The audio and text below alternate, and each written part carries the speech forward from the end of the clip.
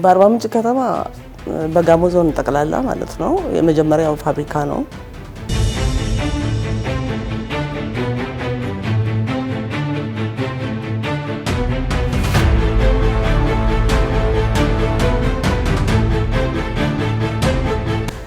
ተወልጄ ባደግኩበት ሀገር ከሰልቫጅ ባነሰ ዋጋ ማህበረሰቤን ማገልገል ነው የምፈልገው።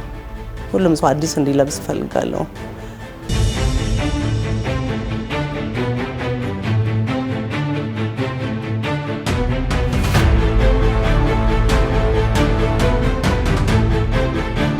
በጣም ብዙ ሴቶችን ነው መያዝ የምፈልገው።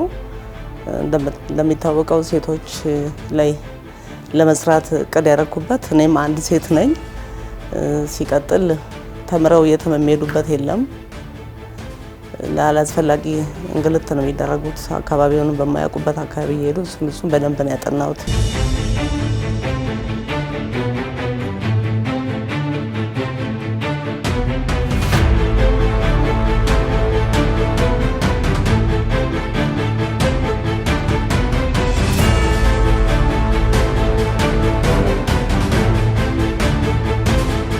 በቀጣይ አገራችን ውስጥ ያሉ ጨርቆችን በጥራት እያስመረትን እየሰራን ኤክስፖርት ማድረግ ነው።